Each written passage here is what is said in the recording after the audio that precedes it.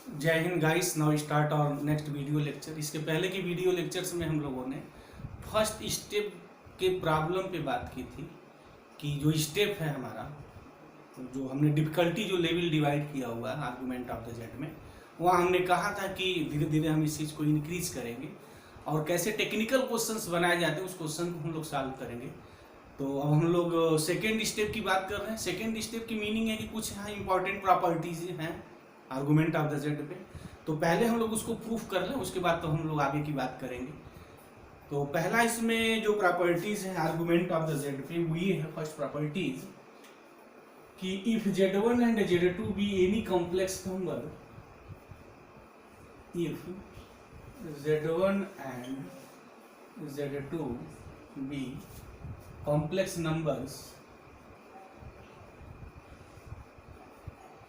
complex numbers then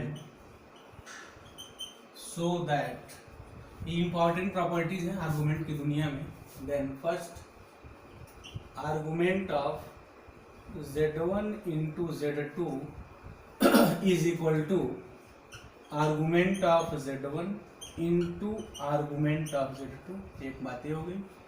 और next जो second है वो ये है argument of z1 by z2 is equal to, this is the plus here, argument of z1 minus argument of z2। ये just like as a log, जैसे log लेते हैं, याद करने का रूल ये हो गया स्टूडेंट, जैसे log m into n is equal to what, log m plus log n। Argument जस्ट ऐसा है कुछ। और log of m by n का जो फार्मूला होता है log m minus log n, तो आर्गूमेंट भी log के अनुसार ही मेरा यहाँ टूट रहा है। तो एक याद करने का ट्रिक भी हो गया कि argument of z1 by z2 क्या होगा, जो log ऑफ m n होगा। और argument of z1 into z2 is what, argument of z1 plus argument of z2। तो now let us start first proof. पहले इसका हम प्रूफ की बात करेंगे और लिसनर इस चीज को बड़े ध्यान से सीरियसली वॉच करेंगे, इस चीज को हम लोग प्रूफ कैसे करते हैं, क्योंकि बहुत सारे टेक्निकल क्वेश्चंस तो प्रूफ में ही छुपे रहते हैं। नाउ प्रूफ हियर कह रहा है कि z1 z2 कोई कॉम्प्लेक्स नंबर। अच्छा एक बात और लिसनर को यहाँ ध्यान बता दें कि जीरो का जो कोई कॉम्प्लेक्स नंबर अगर जीरो है तो उसका आर्गूमेंट नहीं निकाला जाता है, क्योंकि जीरो का आर्गूमेंट डिफाइंड नहीं। तो z1 z2 non zero complex number होगा तो डेफिनेटली उनका प्रोडक्ट भी हमारा नॉन जीरो होगा। तो बात मेरी common sense of the mathematics की हो जाएगी। आर्गूमेंट जीरो का थोड़ी निकालेंगे, तो डिफाइंड ही नहीं है। तो लेट कर लें, let z1 is equal to r1 cos of theta 1 plus iota sine of sine theta. तो डेफिनेटली यहाँ अगर आर्गूमेंट ऑफ मैं z1 की बात करूं तो जो एंगल है cos और साइन की वही मेरी आर्गूमेंट होती है। आर्गूमेंट ऑफ z1 हमारा यहाँ थीटा है। दिस अगर मैं यहाँ z2 लिखूं तो z2 भी any complex number can be written as cos theta 2 plus iota sine theta 2 in polar form. और अगेन जो हमारा यहाँ आर्गूमेंट ऑफ z2 होगा, दिस इज द थीटा 2। तो मुझे आर्गूमेंट ऑफ z1 z2 की बात करनी है, तो पहले इनका प्रोडक्ट निकालते हैं, देखते हैं इनका प्रोडक्ट क्या होता है। तो now z1 into z2 is equal to what, z1 is r1 cos of theta 1 plus iota sine theta 1, sorry this is the theta 1 into r2 cos of theta 2 plus iota sine theta 2। Multiply कर दिया जाए तो ये हो गया r1 r2। This multiplication में cos theta 1 जैसे multiply करते हैं x plus y, x a plus b कोई भी दो ब्रैकेट का, तो cos theta 1 into cos theta 2 ये हो गया हमारा।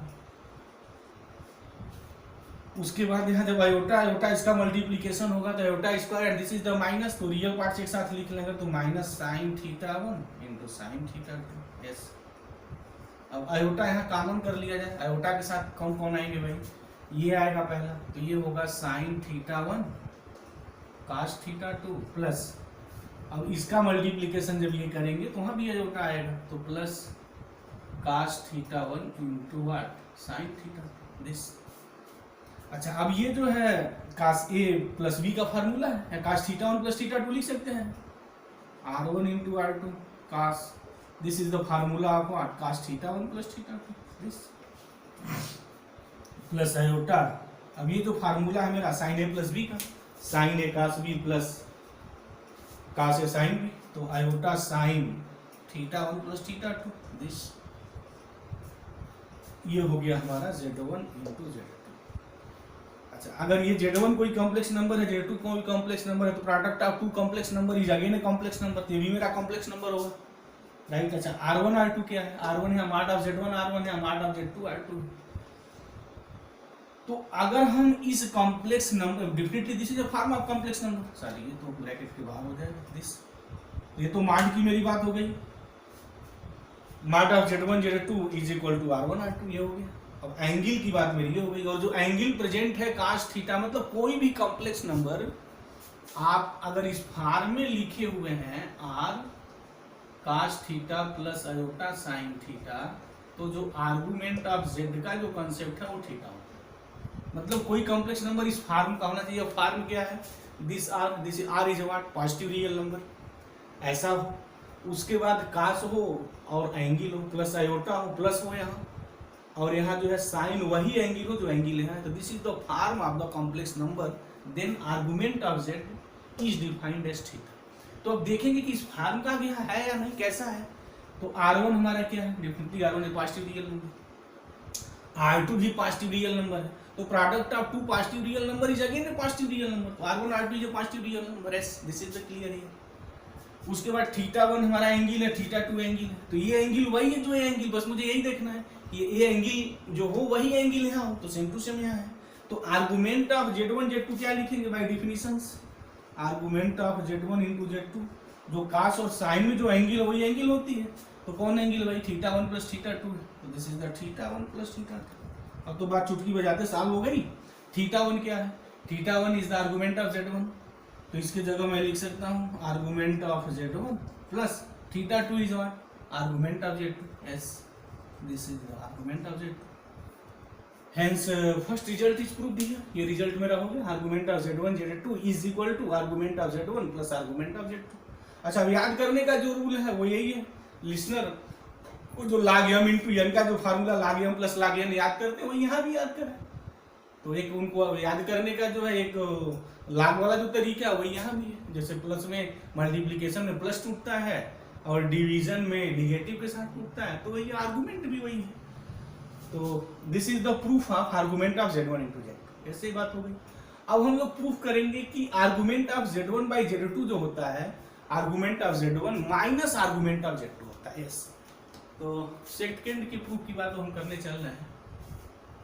अच्छा, एक बात और है, जब argument of Z1 by Z2 निकालना है, तो जब भी कोई दो कॉम्प्लेक्स नंबर कोशंट फॉर्म में दे, मतलब डिनोमिनेटर न्यूमरेटर के फॉर्म में दे, तो हमेशा उस कॉम्प्लेक्स नंबर्स को आप जो है क्या करें भाई, बताए थे, रेशनलाइज करें। मतलब डिनोमिनेटर में जो भी कॉम्प्लेक्स नंबर है उसे कॉन्जुगेट से मल्टीप्लाई कर दें, वो ऑटोमेटिक जो है रेशनलाइज हो जाएगा, मतलब डिनोमिनेटर वो रियल पार्ट में कन्वर्ट हो जाएगा। तब उसके बाद जो भी कुछ करना है वो चीज कीजिए। तो this is the track to the solve when complex number given in the form of the question. Factor question है, this is the basically fraction parts में हो, फैक्टर हो। तो Z1 बाई Z2 पहले निकालते हैं, what is the Z1 by Z2। Second proof second, Z1 by Z2 is what? Z1 is what? R1 cos of theta 1 plus iota sine theta 1 upon R2 cos theta 2 plus iota sine theta 2। ये मेरी बात होगी। अब हमने क्या कहा था? अच्छा, R1 R2 इसके बाहर थोड़ा ऐसे कर लें।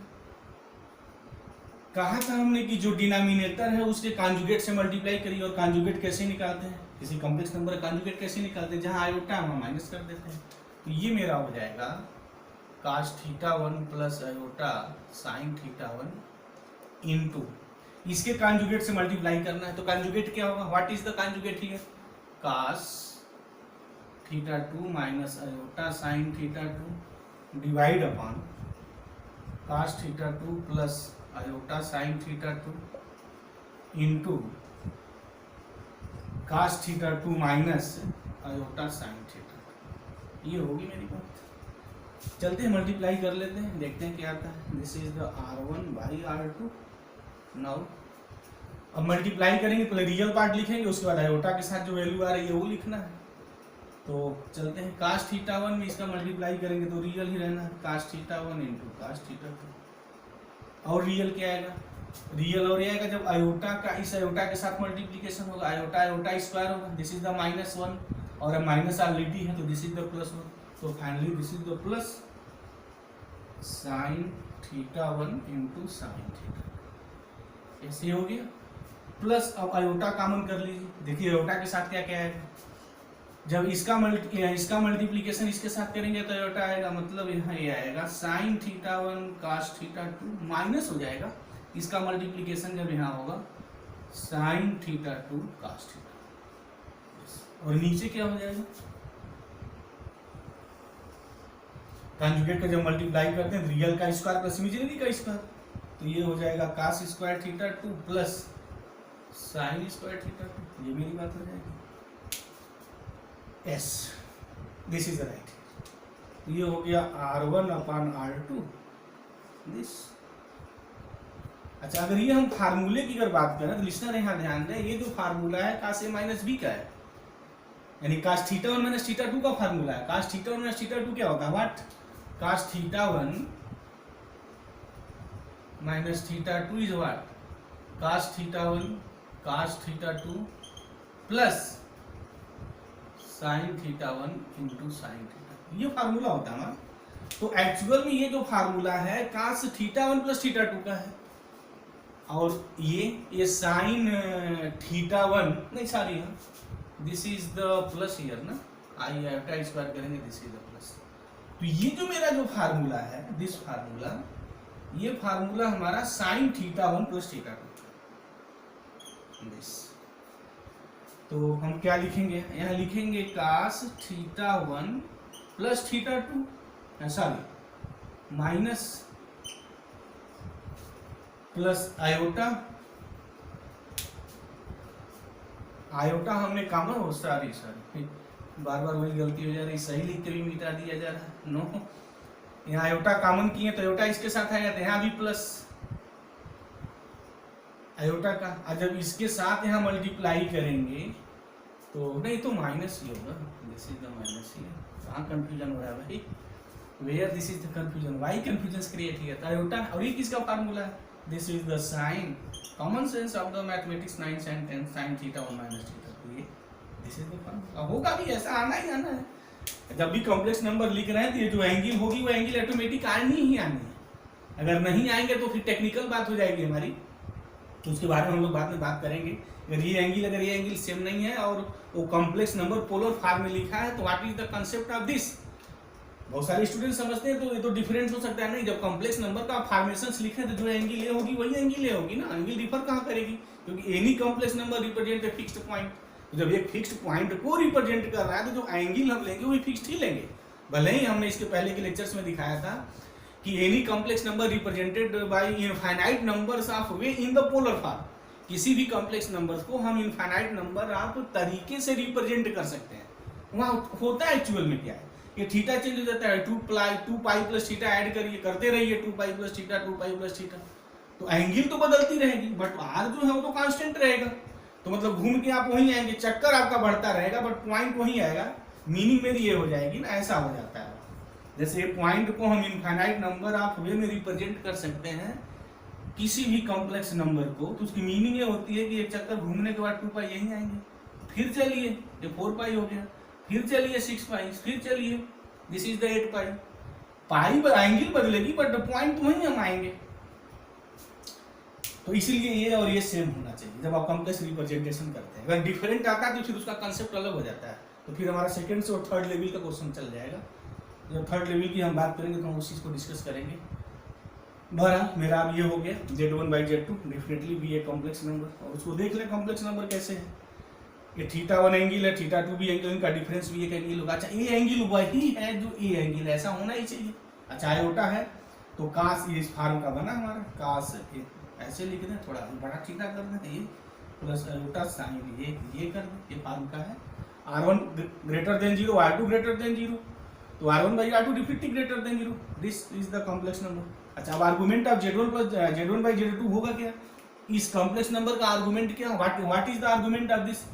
आर्गुमेंट वही होगा जो कास की एंगल होगी या जो साइन की एंगल होगी। तो फिर हम लिखेंगे क्या? अब इस चीज को अब डिलीट करने का हमारा वक्त आ गया है, तो चलिए भाई आप डिलीट हो जाइए। हो गए, ये डिलीट हो गए। क्या हम लोग निकाले थे? व्हाट हम लोग निकाल ये लिए थे कि Z1 बाई Z2 की वैल्यू है। तो आर्गुमेंट अगर आप हो हम Z1 बाई Z2 करें तो क्या आएगा? ये जो एंगल होती है मतलब θ1 माइनस θ2 दिस। अच्छा, θ1 क्या है? This is the argument of Z1 है, माइनस θ2 क्या है? Argument of Z2। यस, हो गया। Argument of Z1 by Z2, ये मेरी बात होगी। तो this is the complete proof of both two properties. दो प्रॉपर्टीज का जो है मेरा एक कंप्लीट प्रूफ है। अच्छा, इसमें एक और थोड़ा बड़ा टेक्निकल टाइप का एक क्वेश्चन आता है, वो भी प्रॉपर्टीज ही कहें तो अच्छा है, बड़ी इंपॉर्टेंट प्रॉपर्टीज है वो कॉम्प्लेक्स नंबर्स की दुनिया में, कि आर्गुमेंट ऑफ जेड बार हम कैसे निकालेंगे। How can you find argument of Z bar? तो अगर कोई कॉम्प्लेक्स नंबर अगर गिवन है be any complex number z is equal to r cos theta plus iota sine theta, any complex numbers can be written.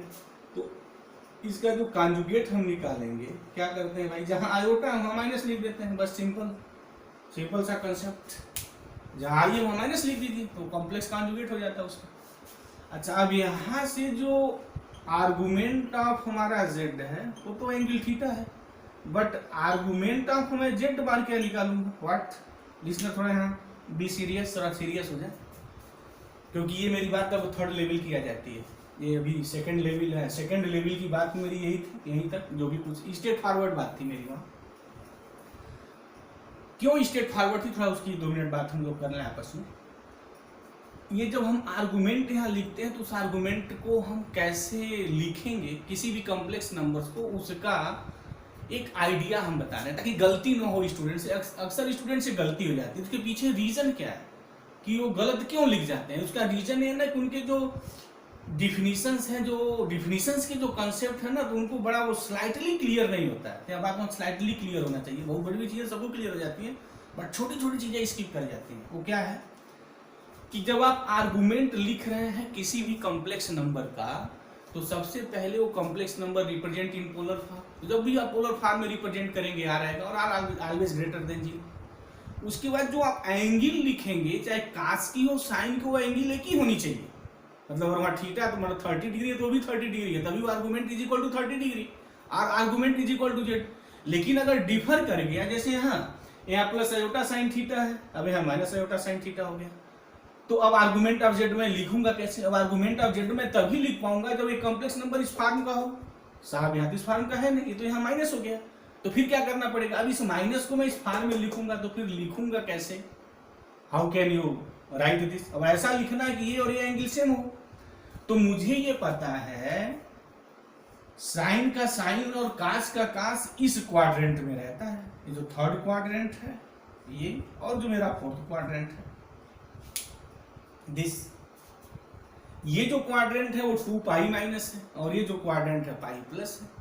लेकिन यहाँ problem क्या है कि इसमें हमारा साइन कास दोनों निगेटिव होता है।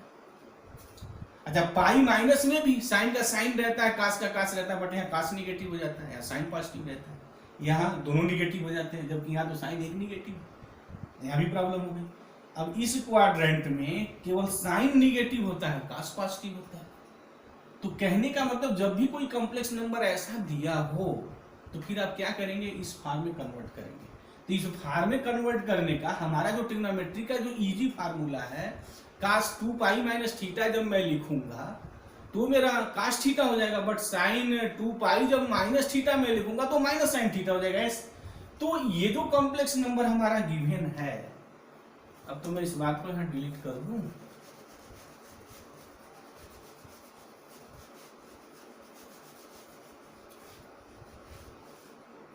ये जो कॉम्प्लेक्स नंबर जेड बार है, this is the z bar r cos theta minus iota sine theta, इसको मैं लिख सकता हूं r cos 2 pi plus theta s plus iota sine 2 pi plus theta. जिसने यहाँ ध्यान देना देखा, अब दोनों एंगल सेम हो गई, बाकी ये 2 पाई के बीच में अच्छा 4 पाई प्लस लिखेंगे वो भी हो जाएगा, तो लिखना नहीं, ओनली वन रिप्रेजेंटेशन मेरा होना चाहिए, क्योंकि ये हमारा जो कॉन्जुगेट होता है, अगर ये फर्स्ट क्वाड्रेंट में तो उसका कॉन्जुगेट यहाँ आ जाएगा, अगर कोई यहाँ है तो फिर वो थर्ड क्वाड्रेंट में आ जाएगा, कॉन्जुगेट जब भी निकालेंगे।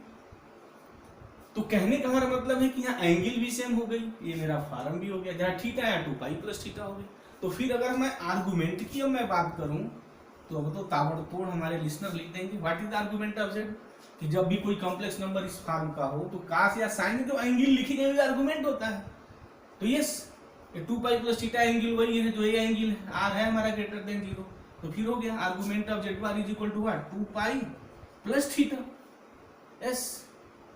अच्छा 2 पाई प्लस थीटा की बात नहीं, सॉरी 2 पाई माइनस थीटा ना, प्लस थीटा तो फिर यहाँ आ जाएगा, this is the problem here, 2 pi minus theta, this 2 pi minus theta, और 2 पाई प्लस थीटा करेंगे दोनों पॉजिटिव हो जाएगा ना, कास भी पॉजिटिव हो जाएगा, साइन भी पॉजिटिव हो जाएगा, बट यहाँ साइन निगेटिव है, इसको मुझे पॉजिटिव लिखना है, तो फिर यहाँ 2 pi minus theta this S, this is the 2 pi minus theta is what argument of Z. तो बड़ा एक इंपॉर्टेंट रिजल्ट कॉम्प्लेक्स नंबर की दुनिया से निकल के भी आता है कि आर्गुमेंट ऑफ जेड बार हम कैसे निकालेंगे। तो this is the argument of Z bar 2 pi minus argument of Z होता है। तो मुझे उम्मीद है कि लिसनर्स जो लोग इस वीडियो लेक्चर्स को सीरियसली वॉच कर रहे थे उनको इस टाइप की जो प्रॉपर्टीज थी मेनली हम लोगों की आर्गुमेंट पे लेकर के कोई कंफ्यूजन्स नहीं रहा होगा और सारी बातें उनको ये क्लियर हो गई होंगी। अब हम लोग जो है कुछ थोड़ी डिफिकल्टी लेवल पे क्वेश्चंस को पिकअप करेंगे नेक्स्ट वीडियो लेक्चर्स में, उसे हम लगाएंगे और दिखाएंगे कि कैसे कैसे क्वेश्चंस हमारे एकेडमिक स्तर से धीरे धीरे उठते हुए कंपटीशन लेवल पे आ जाते हैं। तो thank you very much guys, जय हिंद।